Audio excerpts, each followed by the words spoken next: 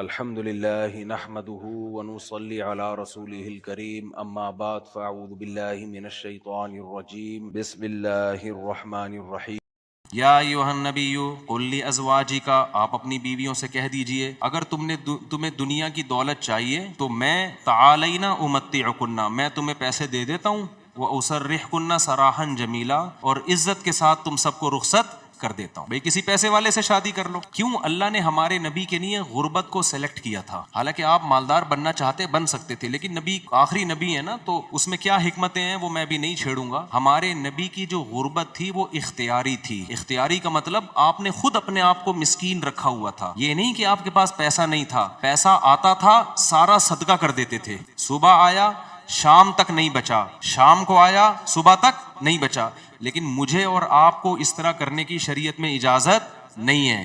آج سے پتہ چلے آپ نے سارے بینک خالی کیے، سارا سونا وونا گھر کے پلاٹ کی فائلیں والے بیچ باچ کے تمبو لگا کے روڈ پہ آ کے بیٹھ گئے اور بیگم سے کہہ رہے ہو رہنا ہے اسی طرح رہو تمبو میں ورنہ نکلو۔ یہ آپ کو اجازت نہیں ہے۔ کیوں نہیں ہے؟ یہ ٹاپک نہیں ہے میرا، کیونکہ میں نے اگر اس ٹاپک پہ چلا گیا تو یہ جو ٹاپک آج لے کے چل رہا ہے وہ چینج ہو جائے گا۔ بس ابھی فی الحال یقین کر لیں کہ مولوی صاحب اگر کہہ رہے ہیں تو علم کی بنیاد پہ کہہ رہے ہوں گے۔ تو یہ نبی کے لیے اللہ نے اس طرز زندگی کو سلیکٹ کیا ہے، میرے اور آپ کے لیے یہ نہیں ہے۔ ہمارے اور آپ کے لیے یہ کہ تمیز سے اچھے بچوں کی طرح کماؤ، کچھ جمع بھی کرو، خرچ بھی کرو، گھر والوں پہ ہاتھ بھی کھلا رکھو، اچھے بچوں کی طرح اس طرح سے زندگی گزارو، فنٹر بننے کی کوشش فرض واجب نماز روزہ یہ پورے کرو بس۔ لیکن نبی کا معیار اونچا تھا، تو نبی صلی اللہ علیہ وسلم نے فرمایا تعالینا امتعکن واسرحکن سراحا جمیلا، میں تمہیں رخصت کر دیتا ہوں، کسی مالداروں سے شادی کر لو۔ اس زمانے میں طلاق یافتہ بیوہ کی شادی ہونا کوئی مسئلہ نہیں تھا، ایک سے ایک رشتہ مل جاتا تھا۔ یہ تو ہمارے زمانے میں نحوست ہے کہ نہیں ہوتی شادیاں۔ اور اگر تم اسی طرح رہنا چاہتی ہو تو اسی طرح غربت میں میرے ساتھ گزارا کرنا پڑے گا۔ تو تمام کی تمام امہات نے، نبی نے ان کو طلاق کا باقاعدہ اختیار دیا۔ یہیں سے علماء نے مسئلہ نکالا ہے کہ طلاق مرد خود بھی دے سکتا ہے، بیوی کو طلاق کا اختیار بھی دے سکتا ہے۔ اگر مرد اپنی بیوی سے کہہ دے کہ میں نے تجھے طلاق کا اختیار دیا تو یہ اختیار عورت کے پاس بھی آ جاتا ہے، پھر وہ اپنے اوپر طلاق واقع کر سکتی ہے۔ اس سے بھی پتہ چلتا ہے کہ عدالتی خلا جو آج کل چل رہا ہے اس میں اسلام میں اس کی کوئی حیثیت نہیں ہے، کیونکہ مرد جب بیوی کو رائٹ دے گا تو ہوگا، کورٹ کے دینے سے نہیں ہوتا۔ جج صرف اپنی بیوی کو طلاق دے سکتا ہے، دوسروں کی بیویوں کو جج طلاق نہیں دے سکتا۔ یہ بار بار بیان کرتا رہا ہوں میں، کیونکہ دنیا کا نظام چینج ہو رہا ہے، ہر جگہ ایسے ہی ہو رہا ہے، یہ جو آج کل سسٹم چینج ہو گیا نا۔ تو اب کیا ہے، اللہ یہ کہ چند صورتوں میں جج بھی دے سکتا ہے، وہ الگ ٹاپک ہے۔ تو نبی صلی اللہ علیہ وسلم نے طلاق کا باقاعدہ اختیار دے دیا، یہ نہیں کہا کہ تم چاہتی ہو تو میں تمہیں طلاق دے دیتا ہوں، نہ، باقاعدہ رائٹ دے دیا کہ اپنے اوپر واقع کر لو۔ حضرت عائشہ رضی اللہ تعالی عنہا کا جب نمبر آیا، اچھا عورت اگر اسی مجلس میں وہ اختیار واپس کر دے تو ختم ہو گیا اختیار۔ مرد نے جس مجلس میں اختیار دیا نا اس مجلس کے ساتھ رہتا ہے، ہمیشہ کے لیے دے دیا تو ہمیشہ کے لیے، مجلس کے ساتھ دے دیا تو جب تک اس مجلس میں ہے طلاق واقع کر سکتی ہے، جب مجلس ختم ہو گئی تو طلاق کا آپشن بھی ختم۔ تو نبی نے حضرت عائشہ کو سے بھی فرمایا کہ تمہیں بھی میں اختیار دیتا ہوں، لیکن آپ نے فرمایا جلد بازی نہ کرنا۔ کیا مطلب؟ جلدی میں یہ نہیں کہہ دینا کہ بھئی مجھے نبی قبول ہیں، ایسا نہ ہو، کم عمر تھی نا حضرت عائشہ، ایسا نہ ہو جلد بازی میں فیصلہ کرو پھر دوبارہ کل فاقے پڑیں، پھر بولو بھائی کہ یہ میں نے فیصلہ کیا تھا، غلط کر دیا تھا۔ اس لیے آپ نے فرمایا اپنے گھر میں پہلے مشورہ کر لو، حضرت عائشہ سے فرمایا اپنے گھر میں جا کے مشورہ کر لو، مشورے کے بعد سوچ سمجھ کے ایک رائے قائم کرو کہ اسی فقر و فاقہ میں 40 دن چولہا نہیں جلے گا، اسی میں گزارا کرنا ہے یا مجھ سے طلاق لے کے کہیں اور شادی کرنی ہے، جلدی میں فیصلہ نہ کرو۔ حضرت عائشہ کو اتنا غصہ آیا نا نبی کے اس بات پر، فرمایا افیکا اشاور، آپ کے بارے میں مشورہ کروں گی میں، یعنی پیغمبر کے بارے میں اپنے ابا اماں سے جا کے مشورہ کروں گی کہ رہنا کہ نہیں رہنا؟ مطلب کوئی مشورہ نہیں کرنا، رہنا ہے۔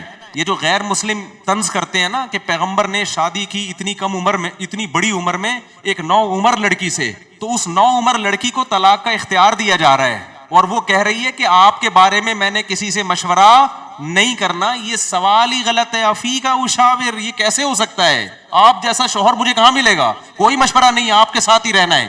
تو یہ غیر مسلم جو اعتراض کرتے ہیں نا نبی پر، یہ مدعی سست اور گواہ چست، جس کے حق کی بات کر رہے ہیں حضرت عائشہ کی کہ معاذ اللہ ان کے ساتھ ظلم ہو گیا کہ کم عمر میں اتنی بڑی عمر سے شادی کرا دی ان کی، اس کم عمر کو تو یہ احساس نہیں ہو رہا، ان کو تو یہ ہو رہا ہے کہ اس سے اچھا رشتہ میرے لیے اس کائنات میں کوئی نہیں ہے۔ ہندو اور عیسائی کو اعتراض ہو رہا ہے کہ بچی پہ کیا ہو گیا؟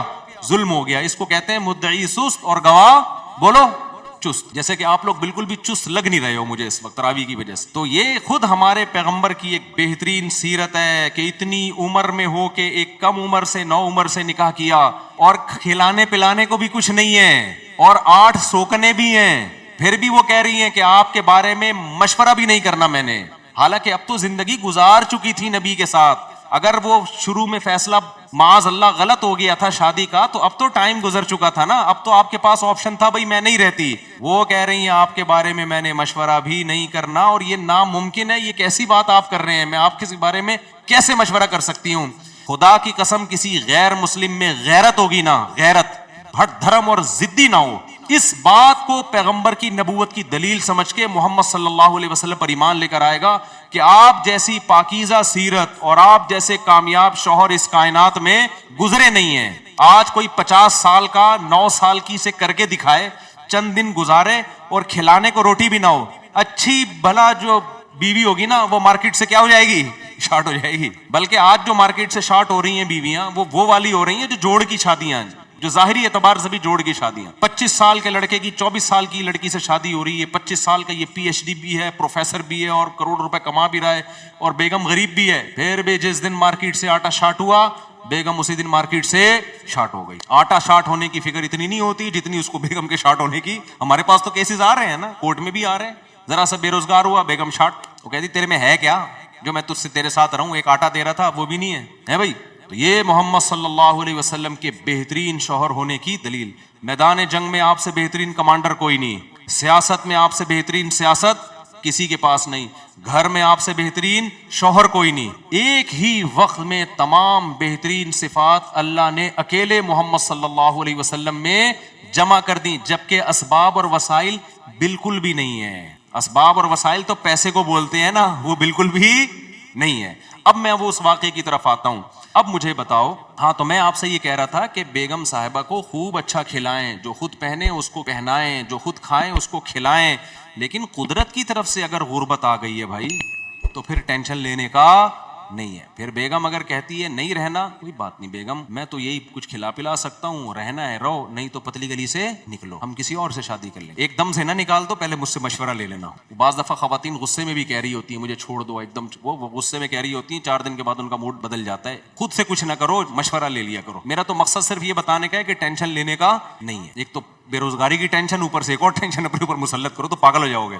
ٹینشن نہیں, ٹینشن صرف ایک چیز کی لینی ہے بھائی, وہ جو حدیث میں آتا ہے, من کانت الآخرۃ ہمہ, جس نے آخرت کو اپنی ٹینشن بنا لیا تو اللہ اس کی تمام ٹینشنوں کو ختم کر دیتے ہیں, اس کی فکریں سمیٹ دیتے ہیں. ہماری ٹینشن بس ایک ہے, آخرت میں بخشش ہو جائے. نہ بیگم ٹینشن ہے ہماری, نہ بچے ہماری ٹینشن ہے, نہ کوئی اور ہماری ٹینشن ہے, نہ گورنمنٹ ہماری ٹینشن. میری ٹینشن یہ ہے کہ مجھ سے قیامت کے دن سوال ہوگا, میں اس سوال میں پورا اترتا ہوں یا نہیں. اب آٹا مہنگا ہونے کی ٹینشن ہم کیوں نہیں لے رہے کہ ہماری وجہ سے نہیں ہوا, میری وجہ سے ہوا ہوتا نا تو میں ٹینشن لیتا کہ آخرت میں چترول کس کے لگیں گے, میری وجہ سے تھوڑی ہوا ہے. اب اگر ہمارے پاس مسائل ہیں تو مہنگا آٹا خریدیں گے, وسائل نہیں ہیں تو بیگم کو بولیں گے پاپے چائے میں ڈبو کے, پاپے بھی آٹے کے بنتے ہیں. آہستہ آہستہ, اللہ نہ کرے ہمیں وہ حالات نہ آئے, ابھی تو اللہ کھلا پلا رہا ہے, لیکن اگر اللہ نہ کرے خدا نہ خواستہ ایسے حالات آئیں تو بھائی وہی گزارا کرو, 2-3 کھجوریں کھا لیا کرو صبح شام. مرتا نہیں ہے بھوک سے اتنی جلدی انسان, اور جب آپ بھوکے رہو گے نا ایک دم کولیسٹرول کم ہوگا, جوان ہو جاؤ گے. میں آپ کو بتاؤں, ابھی تو ڈاکٹر کہہ رہے ہیں کہ بھوکا رہنے سے بہتر کوئی جوان ہونے کا نسخہ نہیں ہے, تو ڈاکٹر بھی اس طرف آ گئے ہیں, اگرچہ کھا دبا کے رہے ہیں, وہ بھی مشورے اس طرح کے دے رہے ہیں. تو خیر, اب دیکھو حضرت ابو سعید خدری رضی اللہ تعالی عنہ نبی کے پاس آئے, سارا گھر لٹا دیا. ایسے موقع پہ جب کوئی آئے گا تو اس کو کیا مشورہ دیا جائے گا, بھائی سب سے زیادہ ان کو راشن دیا جائے, تسلیاں دی جائے. لیکن نبی کے سامنے آئے, ہاتھ پھیلایا, یا رسول اللہ میری ماں نے بھیجا ہے, باپ بھی شہید اور بھائی بھی شہید, اور احد میں آپ کی خاطر شہید ہوئے ہیں, آپ نے کہا تھا لڑائی کے لیے جاؤ. نبی نے فرمایا من یستعفف یعفہ اللہ, یاد رکھو جب تک آخرت میں ایمان نہیں ہے نا, غیرت کے علاوہ سب کچھ آئے گا آپ کے اندر. میں نے بڑے بڑے لالچی لوگ دیکھے, داڑیاں ٹوپیوں والے, ایسے نور ان کے چہروں پہ برس رہے ہوتے ہیں نا, آدمی کہتا ہے پتہ نہیں کہاں سے نور کی کریمیں لگائی ہیں اس نے. ایسے مکار لچڑ ہوتے ہیں نا کہ آپ کی سوچ ہے مذہب کا منجن بیچتے ہیں. میں نام لے لے کے بتا سکتا ہوں کون کون یہ کام کر رہا ہے, لیکن فتنہ کھڑا ہو جائے گا. نام لے کے بتا سکتا ہوں کون داڑھی ٹوپی کا منجن بیچ رہا ہے, ایسا نیک لگے گا جیسے اس سے بات ایسی کرے گا اللہ رسول کے علاوہ کوئی بات ہی نہیں. مجھے ڈر لگتا ہے غصے میں کہیں میرے منہ سے نام نہ نکل جائے ان لوگوں کا, لیکن ایک بڑا فتنہ کھڑا ہو جائے گا, اس لیے نام نہیں لے رہا میں. اور یہ مذہبی لوگوں میں منجن بہت ہے, کیونکہ مذہب کے نام پہ نا منجن بکتا بڑی جلدی ہے. لوگ یقین کر لیتے ہیں حضرت جی اتنے نیک ماشاءاللہ بغلیں بھی صاف حضرت کی اور اتنے خوبصورت. تو یاد رکھو فراڈی آدمی کے لیے داڑھی رکھنا اور پگڑی پہننا کوئی مشکل کام نہیں ہے. فراڈی یہ کام کر بھائی داڑھی ٹوپی داڑھی رکھنا ضروری ہے, لیکن یہ بھی تو ہو سکتا ہے چور نے داڑھی رکھی ہو لوگوں کو الو بنانے کے لیے. مدرسے والے کبھی چور نہیں ہوتے, چور لوگ مدرسہ کھول لیتے ہیں کہ پیسہ آئے گا. بڑے بڑے ٹرسٹ چل رہے ہیں جو بڑے بڑے فراڈی ہیں, سارے ٹرسٹ فراڈی نہیں ہیں لیکن فراڈی ٹرسٹ بھی ہیں بہت سارے. مجھے خود ایک وکیل نے بتایا کہ جب کسی آدمی کو کروڑ پتی بننا ہوتا ہے نا اور گاڑیاں منگوانی ہوتی ہیں کسٹم پے کیے بغیر, تو وہ ٹرسٹ کھول لیتا ہے. اس نے مجھے بتایا کتنے لوگوں نے ٹرسٹ کھولے ہوئے ہیں پاکستان میں, دبا کے نوٹ چھاپ رہے ہیں. تو یہ دھندے پاکستان میں سب سے زیادہ ہوتے ہیں, دنیا میں اتنے زیادہ بولو نہیں ہوتے. لیکن ہماری قوم اندھی ہے, خدا کی قسم غصہ آ رہا ہے مجھے. اور رمضان میں تو طبیعت سے چورن بکتا ہے, اٹھا اٹھا کے پھینک رہے ہیں پیسے, یہ لے یہ لے یہ لے. دیکھ نہیں رہے یار یہ کیا کر رہا ہے, یہ اتنا اندھا اعتماد. تمہیں اللہ نے ایک پیسہ کی نعمت دی ہے, اس کو برباد تو نہ کرو نا تم. ایک اور کام رمضان میں ذہن میں رکھو, موضوع سیٹ رہا ہوں فوراً آ رہا ہوں پھر اس طرف. ایک اور کام, کیونکہ رمضان میں منجن زیادہ بکتا ہے. دیکھو دینی مدرسوں کا جتنا میں قائل ہوں نا آپ نہیں قائل. میں اگر یہاں بیٹھا ہوں تو مدرسوں کی وجہ سے بیٹھا ہوں, اللہ مجھ سے جو ٹوٹا پھوٹا دین کا کام لے رہا ہے.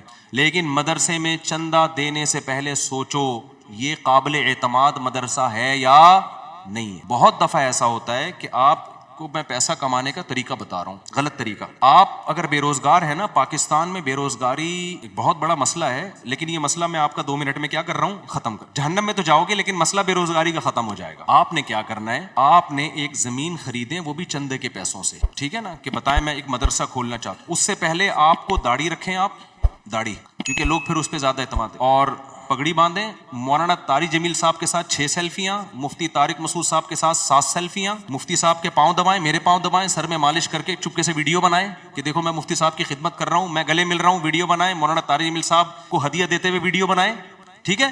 ایک بیان ان سے اپنے حق میں کروا لیں گے, بہت اچھا ہے. آدمی بیان تو کر ہی دیتا ہے نا, میرے پاس بھی کوئی آئے گا اچھا ہی لگ رہا ہے بھائی, اچھا ہے ماشاءاللہ. چند چیزیں اس طرح, ڈاکٹر ذاکر نائک سے ملاقات ہو جائے تو سبحان اللہ, ایک آدھ سیلفی وہاں سے لے لی آپ نے. اور پھر آپ نے کیا کیا ہے, 1-2 دفعہ غریب کو گلے ملتے ہوئے رو لیں, پیاز کاٹ کے جائیں, آنسو پہلے نکلیں گے, ایک دم رو کے ایک تصویر بنا لیں, غریب کو مل کے رو رہے ہیں. بہترین, خدا کی قسم ایسا طریقہ ہے نا, تم نوٹ تمہارے پاس نا رکھنے کی فرصت نہیں ہوگی یار, کدھر رکھوں, تھیلے بھر گئے سارے. اس کے بعد آپ نے کیا کرنا ہے, آپ نے اناؤنس کرنا ہے میں ایک مدرسہ بنا رہا ہوں, یتیم خانہ کھول رہا ہوں. آپ نے 4 دیواری کھڑی کی, اس میں 4-6 یتیم بچے, آپ جائیں وہاں سے کچھ بچے ادھار لیں. ادھار کا مطلب کوئی اپنے بچے دیتا تھوڑی ہے, ان کو بولیں کہ ہم کچھ دن ان کو کھلائیں گے پلائیں گے, تو مائیں دے دیتی ہیں چلو یار کچھ دن کیا, قرآن بھی پڑھائیں گے, تو قرآن پڑھ رہا ہے اس بہانے. یہ آپ کو پتہ ہے, اللہ کو پتہ ہے. وہ 4-6 یتیم بچے جو شکل سے بھی یتیم لگ رہے ہوں, اور اگر یتیم نہ بھی ہوں تو وہ بچے جو لگ رہے ہوں یتیم شکل سے, بعض یتیم ہوتے نہیں ہیں, لگتے ہیں یتیم, اللہ کی طرف سے ڈیزائننگ کچھ اس طرح کی ہوتی ہے, وہ لگ کیا رہے ہوتے ہیں, یتیم لگ رہے ہوتے ہیں. رمضان میں بہترین بزنس. تو آپ نے وہ 4 دیواری میں 8, 10, 15, 20 جتنے ہو سکے, ایک بھی لے آؤ گے نا تو دھندا تو چلنا شروع ہو جائے گا. وہ یتیم بچے لا کے ڈال دیے. پھر اس کے بعد آپ اپنی 2-4 نمازوں کی تصویریں دعا مانگتے ہوئے, ٹھیک ہے نا. اور پھر آج کل خلافتیں بھی مل جاتی ہیں, ایک آدھ بزرگ کے تھوڑا سا کچھ, آپ جو 2 نمبر قسم کے بزرگ ہوتے ہیں, ہدیے ودیے دیے اور تھوڑا سا خلافت لے لی وہاں سے. اس کے بعد پھر میرے بھائی, اب جو آپ کے پاس پیسہ آئے گا نا, آپ آگے آگے اور پیسہ آپ کے پیچھے پیچھے. لوگ کہیں گے یار یہ میری طرف سے بکرا, 10-10, 20-20 لوگ بکرے لا رہے ہوں گے, 9 بکرے آپ کے گھر میں, 1 بکرا کاٹ کے بچوں کو کھلا دو. لوگ سمجھ رہے ہوں گے دیکھو بکرا کھلا رہا ہے نا, یہ لوگ یہ تھوڑی دے رہے ہوں گے کم بخت کھلا کتنا رہا ہے, اور 9 تو گھر میں پہنچائے ہیں اس نے. اور وہ قصائیوں سے ان کے رابطے ہیں, وہ بک رہے ہیں مارکیٹ میں. گاڑیاں بڑی بڑی لینڈ کروزر جیسی گاڑیاں, بھائی کس کی, مدرسے کی گاڑی ہے.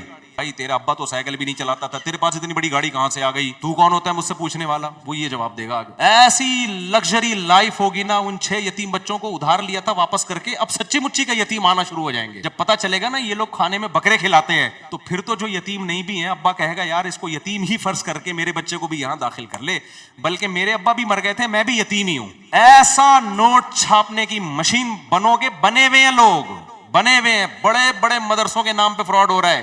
میں نہیں کہہ رہا مدرسے فراڈی ہوتے ہیں, فراڈی لوگ بھی مدرسہ بناتے ہیں. اب آپ نے یہ نہیں کرنا کہ مدرسوں کو دینا بند کر دیں, اس سے تو اچھے مدرسے بھی بند ہو جائیں گے.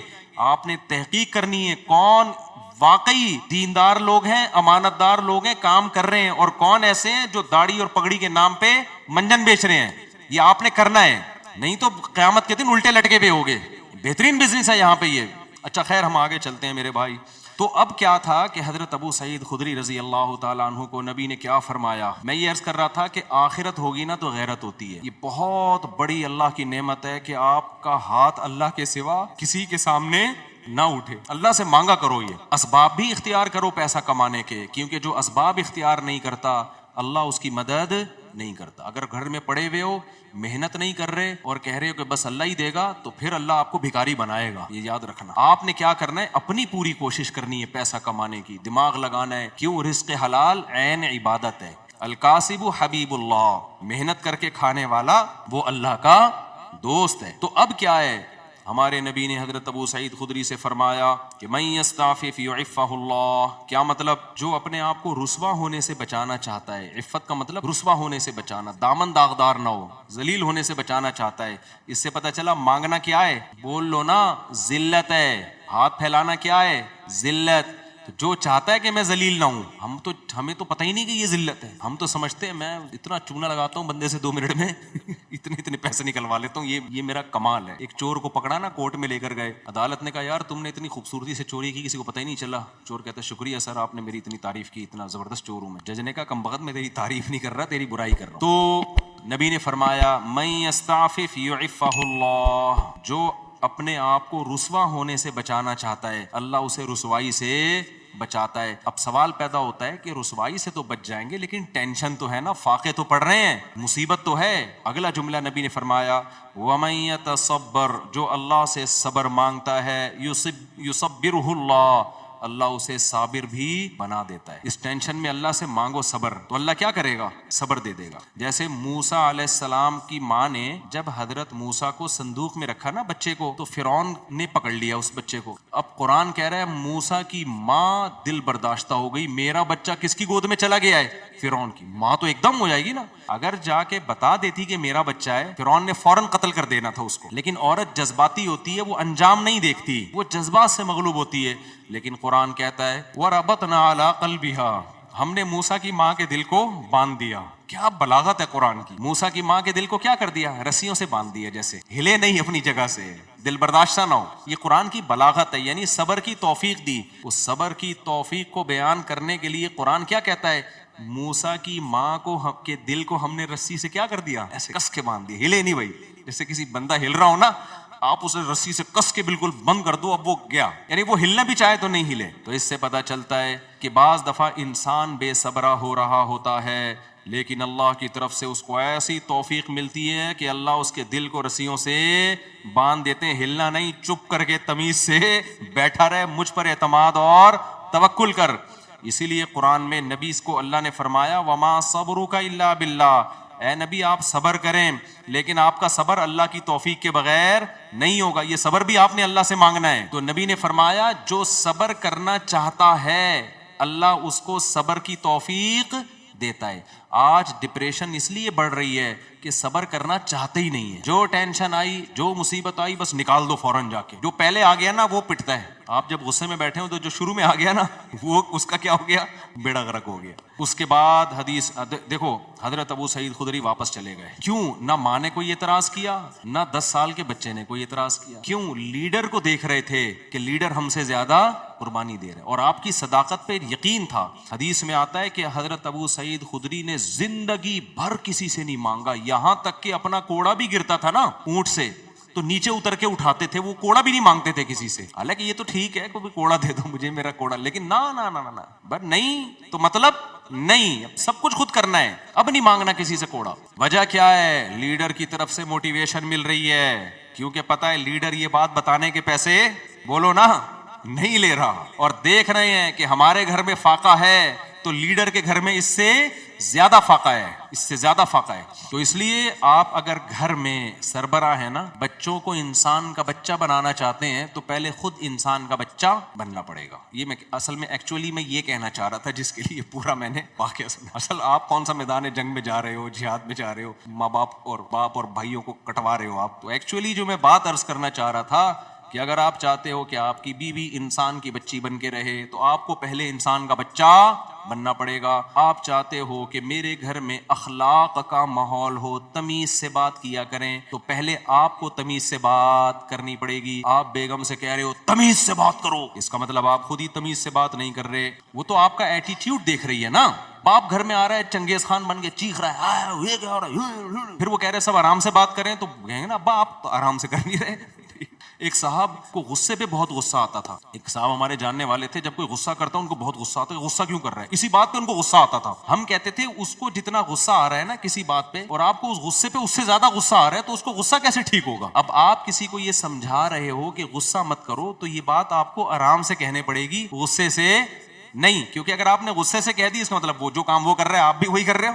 تو مارکیٹ میں جو چل رہا ہے نا وہ بتا رہا ہوں میں آپ کو. تو اس لیے میرے بھائی, جب بھی کوئی بات ہم نے اپنے بڑوں کو دیکھا ہے کہ ہمیں اگر سخاوت کی ترغیب دی نا انہوں نے کہ خرچ کیا کرو, تو میں نے اپنے بڑوں کو دیکھا انہوں نے ہم سے 20 گنا زیادہ خرچ کیا. 20 گنا تو وہ ہے جو ہمیں نظر آ رہا ہے, جو نظر نہیں آ رہا وہ پتہ نہیں کتنا ہوگا. ہم نے دیکھا کہ انہوں نے ہمیں کہا کہ عبادت کیا کرو, تو ہم نے دیکھا کہ وہ ہم سے کئی گنا زیادہ عبادت کر رہے ہیں. انہوں نے دیکھا اللہ پہ اعتماد اور توکل کیا کرو, انہیں ہمیں کہا, تو ہم نے دیکھا کہ وہ ہم سے زیادہ اللہ پہ اعتماد اور توکل کر رہے ہیں. انہوں نے بولا کہ ہم نے مدرسے میں کوئی انتظام کرنا ہے, چندہ جمع کرو, تو خود اپنی جیب سے سب سے زیادہ چندہ دیا. نہیں یاری بات چھوڑو, رہنے دو, ایسے ہی ٹھیک ہے. تو گھر میں بچوں کو عمل دکھایا کرو.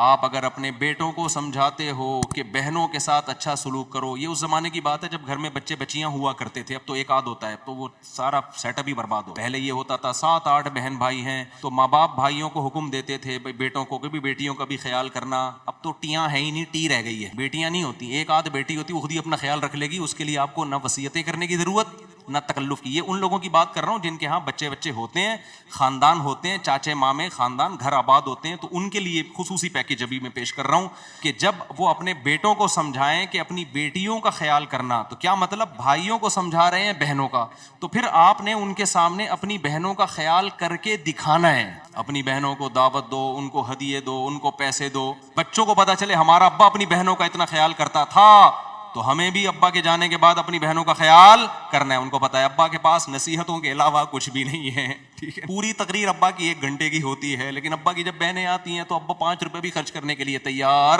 نہیں ہے. بچوں کو آپ نے کہا کہ دیکھو بیٹا, تمہارے بھائیوں میں کوئی غریب ہو جائے, بھائیوں میں پہلے ہوتے تھے, اب بھائی نہیں, ایک آدھ بچہ ہی بس, سارا برباد ہو گیا. مجھے تو اتنا غصہ آتا ہے نا, پکڑ کے چترول لگانا شروع کر دوں کہ تم لوگوں نے فیملی پلاننگ والوں کی باتوں میں آ کے کیسا بیڑا غرق کباڑا کر دیا اپنے گھروں کا یار. سارا فیملی سسٹم تباہ کر دیا. اس کے لیے شادی کرنے کی ضرورت ہی نہیں تھی تم لوگوں کا یار. شادی تو ہوتی بچے پیدا کرنے کے لیے ہے, ایسے ہی تھوڑے دن رہ گئے تھے, زندگی گزار لیتے. ٹینشن, بیگم کی ٹینشن کی بھی کیا ضرورت ہے, اور اگر ٹینشن لے لیے تو ایک آدھ بچے سے زیادہ تو پھر اس کی ٹینشن ہوتی ہے. بچوں کی وجہ سے تو بیوی کو پال رہا ہوتا ہے آدمی. خیر اب یہ باتیں پھر خواتین ناراض ہوتی ہیں, ویسے بھی پالتا ہے, ایسا نہیں ہے صرف بچوں کی وجہ سے, تو بلکہ پالتا کہاں ہے, خود پلتی ہیں. تو میرے بھائی, میں یہ عرض کر رہا تھا کہ آپ نے بیٹوں کو سمجھانا ہے کہ اگر تمہارے بھائیوں میں سے کوئی غریب ہو جائے, تو جس بھائی کو اللہ پیسہ دے گا اس نے اپنے غریب بھائیوں کا خیال کرنا ہے. یہ تقریر جب سمجھ میں آئے گی جب بچے دیکھیں گے ہمارے ابا ہمارے چاچا اور تایا کا خیال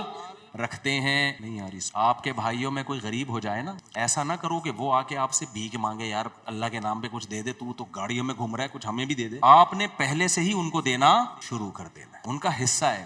وفی اموالہم حق للسائل والمحروم وآت ذی القربى حقہ. اللہ کہتے ہیں رشتہ داروں کو ان کا حق دو. تو رشتہ داروں میں تو بھائی بہن سب سے پہلے ہیں بھائی. اللہ کہہ رہی ہے ان کا رائٹ ہے, ان کا حق ہے. آپ کے پاس پیسہ ہے, وہ غریب ہیں, تو میں نہیں کہہ رہا ان کو وہی اسٹینڈرڈ دے دو جو آپ کا ہے. اتنا تو کرو نا کہ کچھ تو تھوڑا سا خیال کرو ان کا. ایک کے پاس پیسہ آ جاتا ہے, دوسرا پیچھے پڑا ہوا ہوتا ہے, اور وہ کہتے ہیں تجھے ضرورت کیا ہے, ضرورت کیا ہے. بھائی بھائیوں کو بہنوں کو ضرورت کی وجہ سے نہیں دیا جاتا. کس وجہ سے دیا جاتا ہے, رشتے کی وجہ سے دیا جاتا ہے. یہ اللہ کا حکم ہے. اگر آپ آخرت پر ایمان رکھتے ہو آپ کو یہ کرنا پڑے گا.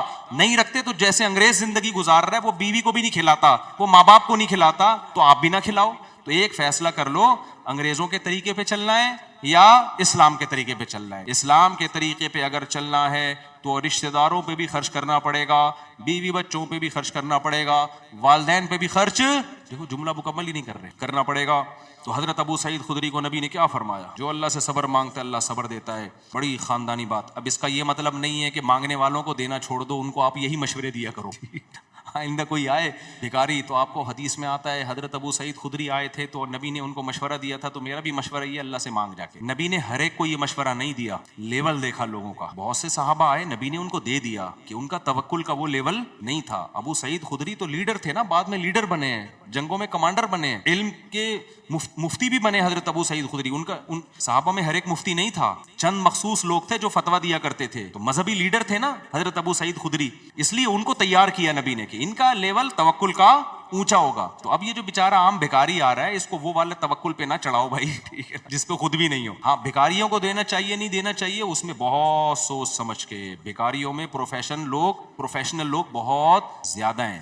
پورے نا سعودی عرب میں بھکاری لوگ کنٹینر بھر کے لا رہے ہوتے ہیں. ایک ہمارے میں پہلے جہاں رہا کرتا تھا نا وہاں ایک جاننے والا بندہ تھا، اس کے بارے میں پتا چلا کہ سعودی عرب میں وہ حج کرنے گیا اور بھیک جمع کر کے پورا کنٹینر بک کرایا. اس کا پورا مال اترا ہے کنٹینر یہاں پہ، وہ سارا بھیک کا کنٹینر تھا. تو حج بھی پتہ نہیں بھیک لے کے گیا ہوگا. تو ایسے بھی لوگ ہیں، بہت غربت میں ان کا ٹائم گزرا ہوگا. انہوں نے بتایا کہ میری زوجہ نے اس شدید ترین غربت میں میرا بڑا ساتھ دیا، گھر میں کھانے کو روٹی نہیں. آج وہ بہت بڑے تاجر بن چکے ہیں. مجھے بڑا اچھا لگا یار کوئی بیوی اتنا ساتھ دے رہی ہے غربت میں. کہہ رہے ہیں ایسا بھی ہوتا تھا کہ صرف روٹی ہے، اس کے ساتھ گھر میں سالن بھی نہیں ہے. تو یہاں تک نوبت آئی کچھ بھی نہیں ہے، لیکن گھر والی نے کیا دیا. ایسا نہیں ہو کہ جیسے آج بعض خواتین جو بیان نہیں سن رہی فوراً بھائی شوہر غریب ہو گیا تو خلا لے کے نکل لو پتلی گلی سے. اسی میں بچے بھی دھڑا دھڑ پیدا ہو رہے ہیں، اسی غربت میں بچے بھی کیا ہو رہے ہیں. اللہ پہ توکل بھی ہے نا، حالانکہ وہ کوئی زیادہ کوئی مولانا بھی نہیں ہے، کوئی ایسا بھی نہیں کوئی بہت زیادہ دیندار سمجھے جاتے ہوں. ایسی نارمل ایک تاجر ہے، بزنس مین ہے،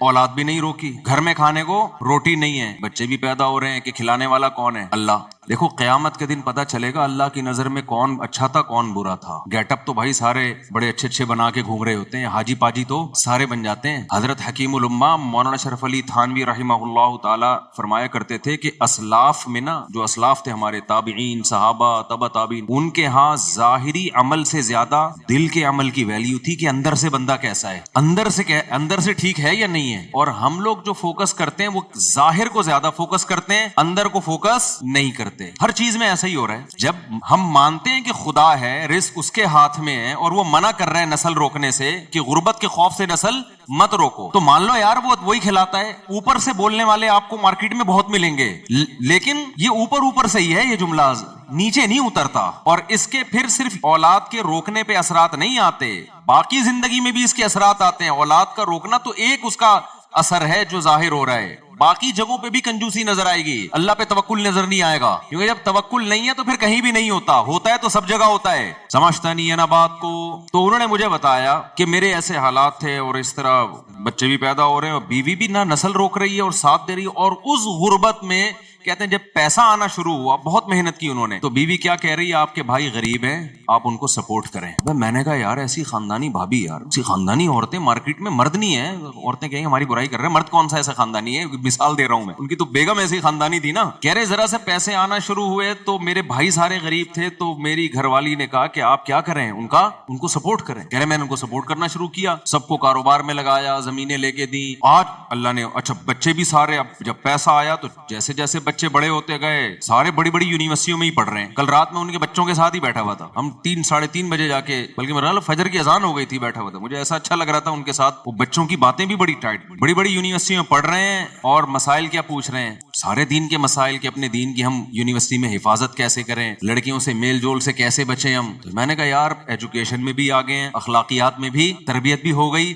پیڑ بھی بھر گیا، اور قد بھی ایسے لمبے تڑنگے سے نا ایسے لمبے. تو میں اصل میں تو بچوں کے لیے نہیں بتا رہا تھا، اصل میں تو یہ کہ میں نے کہا یار اب دیکھو یہ خاتون ہے، شوہر سے کیسی وفا کر رہی ہے. گزارا کیا غربت میں، اس کے بعد جب پیسہ آنا شروع ہوا تو اس نے کہا بھائی جو میرے مقدر کا ہے وہ تو اللہ مجھے کھلا رہا ہے. کہ بیگم کا بیان کیا تھا انہوں نے خود بتایا کہ جو میرے مقدر کا ہے اللہ مجھے، بھائی جب پیسہ آتا ہے تو گھر میں لائف اسٹائل تو اچھا ہو ہی جاتا ہے، تو ہمارا تو ہو ہی گیا نا بھائی، ہمیں تو اچھا مل رہا ہے، ایئر کنڈیشن بھی گھر میں لگ گیا، گھر بھی اچھا مل گیا. اب سپورٹ کس کو کریں، بھائیوں کو سپورٹ کریں. تو یہ کیا ہے، دل کیا ہے، دل میں حب دنیا بولو نا نہیں ہے، دل میں دنیا کی محبت نہیں ہے. دل میں دنیا کی محبت ہوتی نا پہلے تو ان سے اولاد ہی پیدا نہیں ہونی تھی، کیونکہ یہ ہوس ہوتی ہے نا کہ سارا بچانا ہے ہم نے، مخلوق پہ خرچی کرنا. اور پھر جب یہ انسان اپنی اولاد نہیں پیدا کرتا کہ کھلانا پڑے گا تو وہ شوہر کو مشورہ دے کہ دوسروں کی اولادوں پہ کھلاؤ. پھر انہوں نے بتایا کہ بہنوں کے ساتھ بھی تعاون اور وغیرہ وغیرہ خاندان کے ساتھ بھی. اور مرد کا دل جب بیوی اس طرح کی باتیں کرے نا اتنا بڑا ہو جاتا ہے,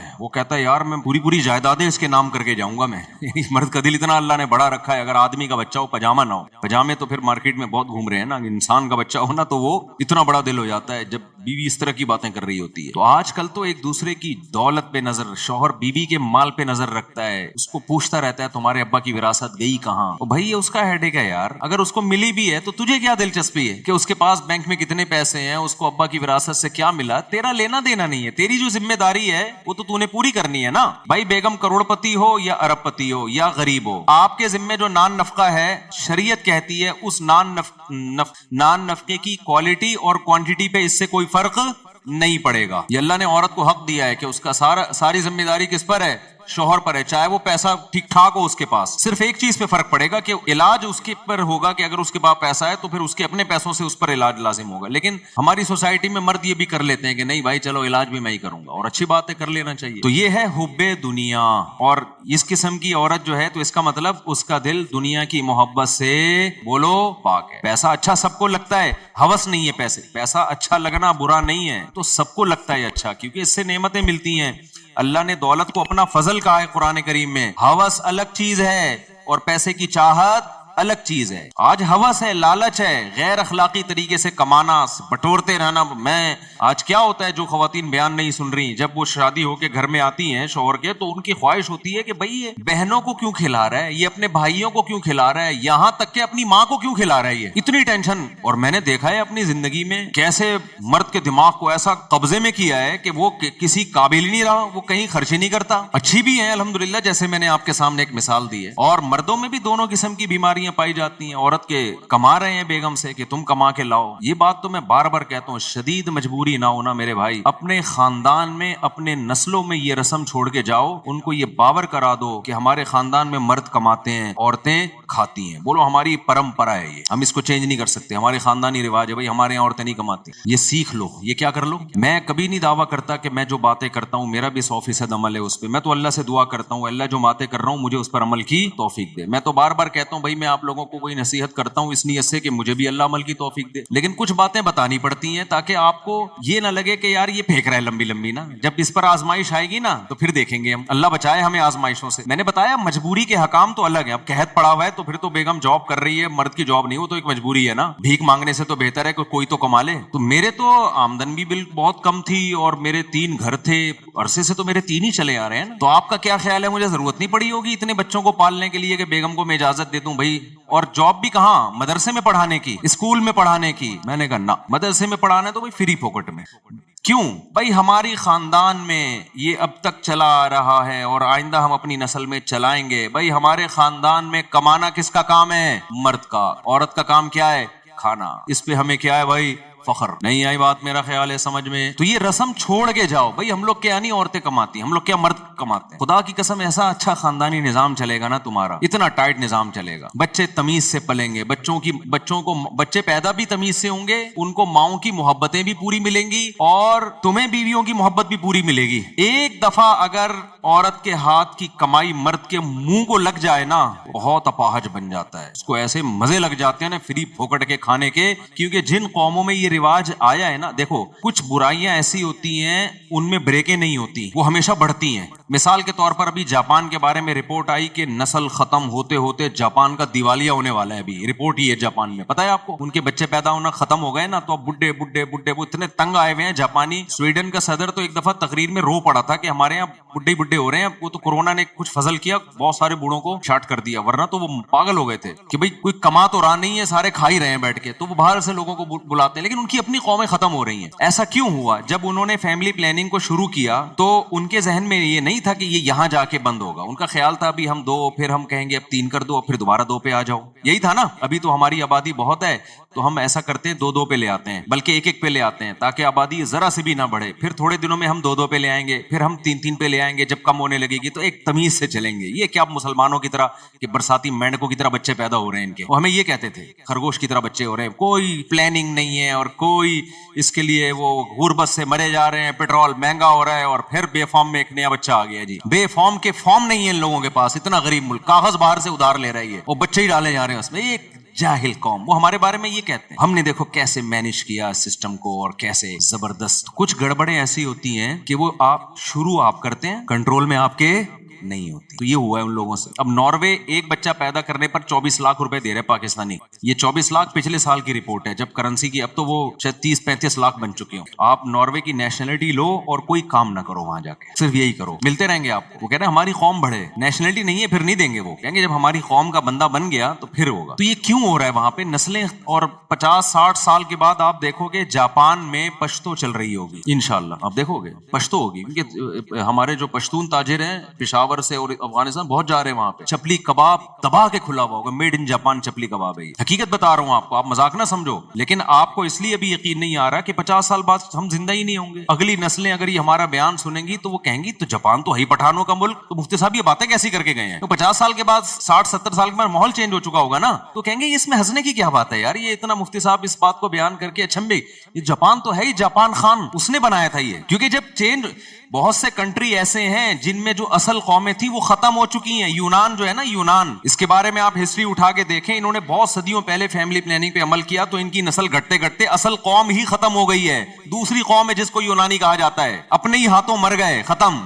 وجہ کیا ہے کہ جب آپ گروتھ ریشو کو کم کرتے ہیں نا تو آپ کو لوگوں کا یہ ذہن بنانا پڑتا ہے کہ بچے جب کم ہوں گے تو آپ کی جیب پہ بوجھ کم آئے گا, ان کی تربیت آسان ہوگی. یہ بوجھ ہیں بچے. ایک دفعہ آپ کے ذہن میں, آپ کو ان کے دماغ میں یہ ڈالنا پڑتا ہے کہ یہ نعمت نہیں ہے, یہ کیا ہے, یہ بوجھ ہے. یہ سافٹ ویئر انسٹال کیے بغیر کوئی نسل روکتا نہیں ہے. قرآن نے کیا کہا, یَهَبُ لِمَن یَشَاءُ إِنَاثًا, جس کو چاہتا ہوں بیٹیاں گفٹ کرتا ہوں اور جس کو چاہتا ہوں بیٹے گفٹ کرتا ہوں. ہبہ گفٹ کو, انعام تحفے کو کہتے ہیں. أَوْ يُزَوِّجُهُمْ ذُكْرَانًا وَإِنَاثًا, جس کو چاہتا ہوں دونوں گفٹ کرتا ہوں, بیٹے بھی دیتا ہوں بیٹیاں بھی. اور جمع کا صیغہ لائے اللہ تعالیٰ, ایک بیٹے کا تو یا ایک بیٹی کا تو ذکر ہی نہیں کیا. اور عربی میں جمع کم از کم 3 افراد, یعنی کم از کم 6 سے تو نصاب شروع ہو رہا ہے. اب قرآن نے جو سافٹ ویئر ڈالے صحابہ اور تابعین کے ذہن میں, جو انسٹال کیے, وہ یہ کہ اولاد گفٹ ہے. اب بتاؤ گفٹ کو خرچ کرنے میں, لینے میں پلاننگ ہوتی ہے یا خرچ کرنے میں پلاننگ ہوتی ہے. مثال کے طور پر ایک بندہ آیا میرے پاس, ایک لفافے میں 50,000 روپے دی, مفتی صاحب یہ گفٹ ہے. مفتی صاحب نے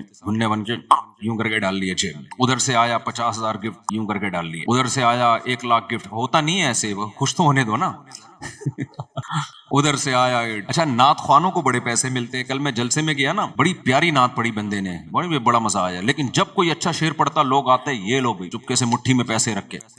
ہمارا 2 گھنٹے بیان ہوا, ہم نے بڑی اچھی اچھی باتیں کی, لوگ ایک دم جوش میں آتے, لیکن کوئی ہل بھی نہیں رہا.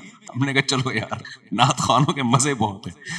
اچھا ادھر سے 50,000 آ رہے ہیں. اب کوئی کہے مفتی صاحب اتنے پیسے لے رہے ہو, بغیر پلاننگ کے پیسے ہی آتے چلے جا رہے ہیں, یہ تو ٹھیک نہیں ہے. میں کہوں گا آئیں جتنے بھی, اس کے لیے پلاننگ کی ضرورت نہیں ہے. پلاننگ کی ضرورت ہوگی خرچ کرنے میں. یہ پلاننگ کا موقع نہیں ہے, کیونکہ گفٹ تو جتنے آ جائیں اچھا ہے بھائی, جتنے آ جائیں. لاکر بڑا بنوا لوں گا میں, ایک اور اکاؤنٹ کھلوا لوں گا میں, جیبیں بڑی کروا لوں گا میں. گفٹ کبھی کوئی نہیں روکتا. پلاننگ گفٹ لینے میں نہیں کی جاتی, گفٹ کو خرچ کرنے میں کی جاتی ہے. کہ ایسے ہی اڑاؤ نہیں, اب اتنے آ گئے ہیں تو اب شادی تو ہو نہیں سکتی, اب کیا کریں ہم اس سے. پہلے تو پلاننگ آسان تھی میرے لیے. اب بھائی ایسا کرتے ہیں کہ بچوں کو ہم ذرا اور اچھے اسکول میں ڈال دیتے ہیں, ذرا اور تگڑی فیسیں ہو جائیں گی ان کی, اور یہ کر دیتے ہیں, یہ کر دیتے ہیں. ہاں بغیر پلاننگ کے اڑانا شروع کر دو گے تو یہ نعمت کی ناقدری. تو اللہ میاں نے قرآن میں جو ہمیں سافٹ ویئر انسٹال کیے نا, مسلمان سوسائٹی کو جو قرآن پڑھتے ہیں, ان کو یہ بتایا کہ اولاد یہ بوجھ نہیں ہے, بلکہ یہ کیا ہے, گاڈ گفٹڈ ہے, یہ خدا کی طرف سے گفٹ ہے. اب جب گفٹ ہے تو گفٹ آنے میں پلاننگ نہیں ہوتی, جب آ گئے تو پھر پلاننگ کرنی ہے تاکہ ضائع نہ ہو.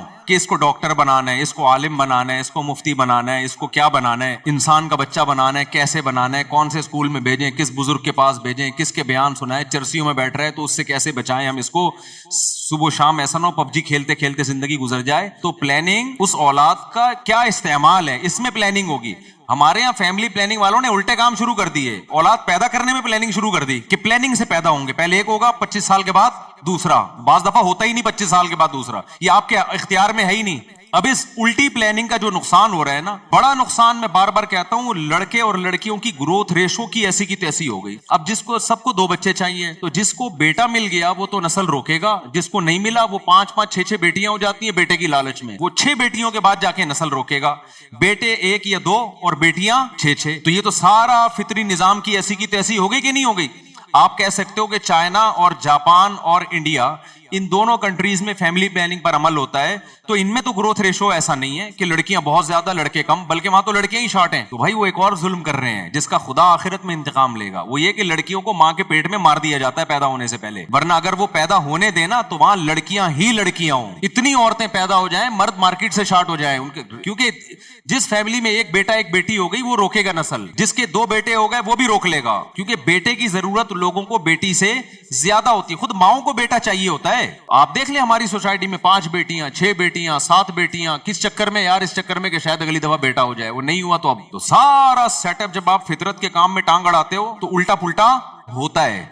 تو میں اس کر رہا تھا کہ اسلام نے جو سافٹ ویئر ہمیں ہمارے دیے, جو قرآن پڑھتے ہیں, قرآن پر ایمان رکھتے ہیں, وہ یہ کہ یہ نعمت ہے. لہذا جب آپ کے دماغ میں یہ آ گیا نا, یہ سافٹ ویئر انسٹال ہو گئے کہ نعمت ہے, تو پھر آدمی کیا چاہے گا, میری اولاد زیادہ ہو. یہ کافروں کو بھی یہی پتا تھا کہ اولاد زیادہ ہونا نعمت ہے. یہی وجہ ہے کہ قرآن کافروں کو کہتا تھا کہ تم اگر اطاعت کرو گے تمہیں اللہ کثرت سے اولاد دے گا. یمددکم باموال وبنین, یہودیوں کو اللہ کہتے ہیں, ہم نے کہا کہ جب تم اطاعت کرو گے کثرت سے اللہ تمہیں اولاد دے گا. اور قرآن کہتا ہے, شعیب علیہ السلام نے اپنی قوم سے کہا کہ اللہ کی نعمت کو یاد کرو, وکثرکم, اللہ نے تمہاری آبادی بہت بڑھا دی ہے, یہ اللہ کی نعمت ہے, اس پہ شکر ادا کرو. فیملی پلاننگ والے ہوتے اس زمانے میں, وہ کہتے ہیں یہ بڑھا دی ہے جی, تو ٹینشن ہے ہمیں, تم اس کو کہہ رہے ہو اللہ کا شکر ہے, ہماری تو بڑھی ہوئی آبادی کیا ہے, ٹینشن. پیغمبر کہہ رہے ہیں بڑھی ہوئی آبادی تمہارے لیے اللہ کی نعمت ہے, شکر ادا کرو. تو اب جب سافٹ ویئر انسٹال کر دیے کہ یہ بوجھ ہے, تو پھر یاد رکھو کچھ دنوں تک ایسا لگتا ہے کہ 2 ہونے چاہیے, اس پہ آپ قوم کو لائیں گے, لیکن اگلا اسٹیپ پہ قوم خود آئے گی, آپ نہیں لائیں گے. وہ یہ کہ جب بوجھ ہے تو پھر 2 کے بجائے کتنے ہونے چاہیے, 1.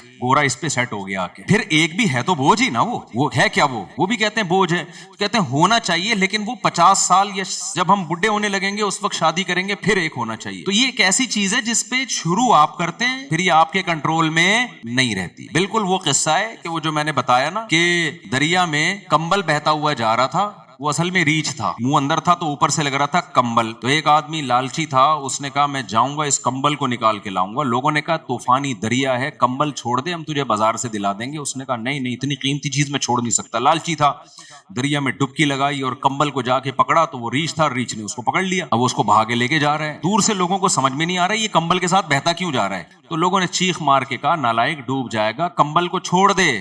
تو یہ کہتا ہے میں تو کمبل کو چھوڑ رہا ہوں, کمبل مجھے نہیں چھوڑ رہا. تو کچھ برائیاں ایسی ہیں سوسائٹی میں, آپ کرتے ہو کہ ایک پلاننگ کے تحت ہوں گی, لیکن پھر آپ اس کو چھوڑنا چاہتے ہو, قوم پھر اس کو نہیں چھوڑتی. یورپ میں پہلے زیادہ بچوں پہ فخر کیا جاتا تھا, ان کے حکمرانوں نے, اور جو ان کے وحی کے نور سے جو آری لوگ تھے, مذہب سے دشمن لوگ تھے, انہوں نے یہ باور کرایا کہ کم بچے ہونے چاہیے.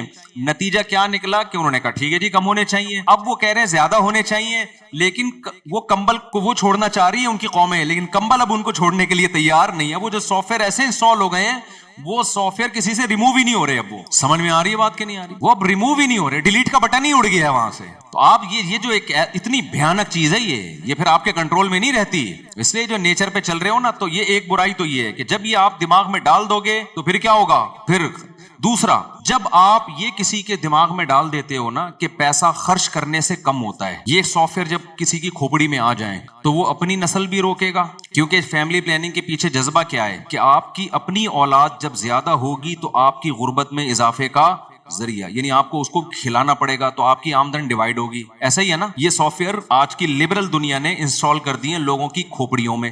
اب جب یہ سافٹ ویئر انسٹال ہو گئے اب اس کا نقصان کیا ہوا؟ سافٹ ویئر جو انسٹال ہوئے ہیں ان کی نیت تو یہ تھی کہ صرف اس جذبے سے نسل کو روکو، لیکن سافٹ ویئر یہ کہہ رہا ہے کہ اس جذبے سے جب نسل روکی جا سکتی ہے، اور اس کے پیچھے فلسفہ یہ ہے کہ خرچ کرنے سے ڈیوائڈ ہوگا، تو ڈیوائڈ تو اور بہت سارے کاموں سے ہو رہا ہے، شادی کرنے سے بھی ڈیوائڈ ہوتا ہے۔ اگر کوئی نوجوان 18 سال میں شادی کرتا ہے تو جتنا کما رہا ہے وہ ڈیوائڈ ہو کے کہاں جائے گا؟ آدھا بیوی کے پاس جائے گا۔ تو انہوں نے نکاح کرنا بھی کیا کر دیا گوروں نے، حالانکہ ان کی قوم، ان کی ریاستیں یہ نہیں چاہتی تھیں کہ یہ جلد شادی کرنا چھوڑ دیں۔ فیملی سسٹم کو تو وہ بھی چاہتے ہیں پروموٹ کرنا، لیکن جب صرف ایک چیز کو غلط ہوئی ہے نا، اس غلط کے نتیجے میں بہت ساری چیزیں غلط ہونا شروع ہو گئی، تو انہوں نے شادی کرنا بھی چھوڑ دی۔ یار جب میرا پیسہ ہے تو پھر میرا پیسہ ہے، میں کیوں بیوی کو کھلاؤں بھائی؟ پھر جب بیگم کو نہیں کھلانا، اپنے بچوں کو نہیں کھلانا، تو کسی بیوہ سے شادی کر کے اس کے یتیم بچوں کو کھلانا، یہ تو پاگل پنا اور حماقت۔ اس ایسے آدمی کے تو سینگ ہونے چاہیے سر پہ حماقت کے، کہ اپنی جو اپنا بلڈ ہے اس پہ خرچ کرنے سے پیسے کم ہوتے ہیں، تو دوسرے کے بلڈ پہ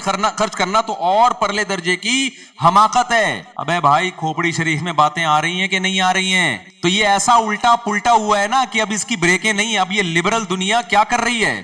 اب یہ ایک تو شادیاں 40 سال میں کرتے ہیں، پھر ان کو بیوی چاہیے کمانے والی، کیونکہ ان کے سافٹ ویئر اپڈیٹ ہوتے جا رہے ہیں زمانے کے حساب سے اور اپ گریڈ ہوتے جا رہے ہیں، اپڈیٹ نہیں بلکہ اپ گریڈ ہوتے جا رہے ہیں ان کے سافٹ ویئر۔ پہلے یہ تھا کہ صرف بچے ہی 2 ہونے چاہیے، پھر یہ تھا کہ بھائی بیوی بھی نہیں ہونی چاہیے، شادیاں بھی 1 ہونی چاہیے، اور پھر بیوی بھی نہیں ہونی چاہیے، پھر جب اگر ہو بھی تو پھر 50 سال میں ہونی چاہیے، اور پھر کسی بیوہ یا یتیم بچے کو پالنا یہ بھی نہیں ہونا چاہیے۔ تو ہوتے ہوتے ہوتے ہوتے وہی ہوگا جو ہو رہا ہے دنیا میں میرا مال۔ پھر معذوروں کے لیے گورنمنٹ پتہ ہے کیا کرے گی؟ وہی کچھ کرے گی جو یورپ میں کیا ہے۔ وہاں سگا بھائی اپنے سگے معذور بھائی کو نہیں پالتا، گورنمنٹ پالتی ہے۔ آج آپ کا بھائی معذور ہے، کون پالے گا؟ گورنمنٹ پالے گی، آپ پالو گے۔ یہ آپ کی خوبی ہے، یہ یورپ اور امریکہ میں ان لوگوں کی خوبی نہیں ہے، وہاں گورنمنٹ پالتی ہے۔ لوگ گورنمنٹ کی بڑی تعریفیں کرتے ہیں اور صحیح کرنی چاہیے کہ قانون مضبوط ہے، معذوروں کو حکومت پالتی ہے، لیکن آپ کو پتا ہے نا کہ ضرورت ایجاد کا نام ہے، تو یہ ضرورت تھی اس سوسائٹی میں جس کی وجہ سے یہ قانون ایجاد ہوا ہے، کیونکہ وہاں گورا پالنے کے لیے، وہ اپنے بوڑھے باپ کو پالنے کے لیے تیار نہیں ہے۔ تم جب پہلے اولاد روکی نا، پھر ابا بھی روکو۔ ابا کو تو روک سکتے نہیں کیونکہ ابا پہلے پیدا ہوتے ہیں، بچہ بعد میں پیدا ہوتا ہے، تو ابا کو روکنے کا یہ ہے کہ ابا پہ خرچ نہ کرو، میرا پیسہ ہے تو میں نا۔ تو گورنمنٹ نے کہا یار یہ تو روڈوں پہ بےچارے بوڑھے پڑے ہوئے ہوں گے یہاں پہ، تو انہوں نے بڑا اچھا نظام بنایا، اولڈ ہاؤس بنایا کہ بھئی یہ بوڑھوں کو ہم جا کے بڑی تعریفیں کرتے ہیں، دیکھو گورنمنٹ یہاں بوڑھوں کو کتنا اچھا کھلاتی، کتنی کیئرنگ حکومت ہے۔ ایک ہماری حکومت ہے، مار دیا بڈھوں کو، حکومتوں نے یقیناً مارا ہے، پبلک نہیں مارتی۔ پبلک غریب ٹماٹر بیچے گا، اپنے بوڑھے باپ کو گلے سے لگا کے رکھے گا گھر میں، یہ جذبہ گورے میں بولو نا نہیں ہے۔ کروڑ پتی ہوگا، اب باپ کو ایک سیب نہیں کھلائے گا، اللہ ماشاءاللہ چند واقعات تو ہر جگہ ہوتے ہیں، اور یہ میں ایسی باتیں نہیں بتا رہا، ہوائی باتیں۔ تو اب معذوروں پہ خرچ گورنمنٹ، لیکن اللہ میاں نے دوسرے طریقے سے ان سے انتقام لیا ہے کہ ٹیکس نکالو ان سے، ٹھیک ہے نا، ٹھیک ٹھاک طریقے سے۔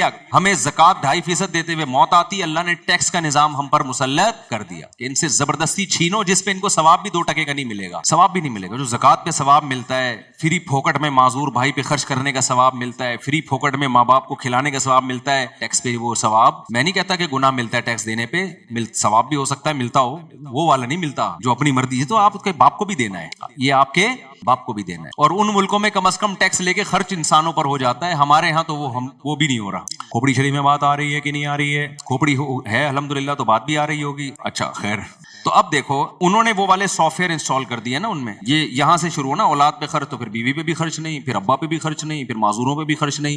اسلام نے اس کے بالکل اپوزٹ سافٹ ویئر انسٹال کیے۔ اسلام نے کیا سافٹ ویئر انسٹال کیے؟ کہا کہ تمہارے لیے پیغمبر کی زندگی میں بہترین نمونہ ہے۔ اللہ کرے یہ کھوپڑی میں باتیں بیٹھ جائیں، خدا یہ دل کو درست کرنے کی باتیں، اور اللہ کی قسم یہ باتیں دل میں بیٹھ گئی نا، سب سے پہلا انعام پتہ ہے کیا ملے گا؟ ٹینشن فری زندگی، دماغ ایسا ریلیکس ہوگا، مزے کی زندگی اللہ دے گا۔ جس کے دل میں دنیا اور دولت کی محبت ہونا، سب سے پہلے اللہ اسے انتقام یہ لیتا ہے، اس کا سکون چھینتا ہے اللہ۔ دل بڑا ہو جائے گا، خرچ کرنے کی عادت پڑے گی، لائف کو کیا کرو گے؟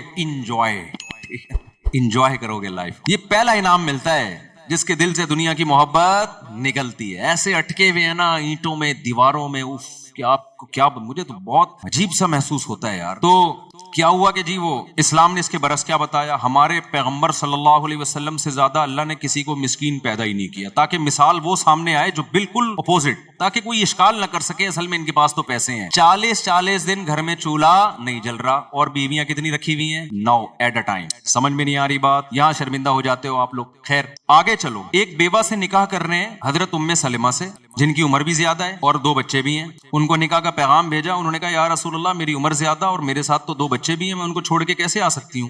آپ نے فرمایا کہ میری عمر تم سے بھی زیادہ ہے، کوئی بات نہیں، تمہاری عمر زیادہ ہے تو میری تم سے بھی زیادہ، اور جو 2 بچے تو چھوڑ کے آنے کی ضرورت نہیں ہے، وہ بچے بھی اللہ و الی الرسول، اللہ رسول کی طرف میری کسٹڈی میں پلیں گے۔ آج کے لبرل طبقہ اس وقت ہوتا، اگر آج کے جو کیلکولیٹر لے کے بیٹھے ہوتے ہیں نا، پلاننگ کیوں بھائی پلاننگ، کیا کسی پلاننگ کے لحاظ سے یہ کچھ تک بنتا ہوا نظر آ رہا ہے کہ آپ کے پاس خود تو ہے نہیں اور آپ دوسروں کے بچوں کی کفالت کر کے ان کو کہاں سے کھلاؤ گے بھائی؟ نہیں آئی بات، کوئی تک بنتا ہے، لاجک بنتی ہے اس کی، کوئی بظاہر کوئی لاجک نہیں بنتی، لیکن سافٹ ویئر انسٹال کیے جا رہے ہیں، ہم تو اپڈیٹ کر رہے ہیں، سافٹ ویئر انسٹال تو پیغمبر کر کے گئے ہیں، کیونکہ انسٹال کرنا مشکل ہوتا ہے، اپڈیٹ کرنا ایک بٹن پہ ہو جاتا ہے۔ اب اپڈیٹ کرنا بہت مشکل ہو رہا ہے، سوچو انسٹال کرنا کتنا مشکل ہوگا، لیکن صحابہ کے ہاں 2 منٹ میں انسٹال ہو گئے تھے سافٹ ویئر، کیونکہ ان کا ایمان مضبوط تھا، ان کو سمجھ میں آ گیا تھا کہ بھائی جو پیغمبر کہہ رہے ہیں وہ بالکل ٹھیک کہہ رہے، لہٰذا صحابہ نے بھی یہی روش اختیار کی ہے۔ پھر تو بیوہ سے نکاح کر کے اپنی ذمہ داری بھی بڑھا رہے ہیں اور کہہ رہے ہیں 2 بچے بھی لے آؤ۔ سوال پیدا ہوتا ہے بھائی اس کی تو کوئی لاجک ہی نہیں ہے۔ بھائی لاجک یہ ہے کہ رزق پہلے آتا ہے، ماں کی چھاتیوں میں دودھ پہلے آتا ہے یا بچہ پہلے آتا ہے؟ اگر کوئی عورت یہ کہے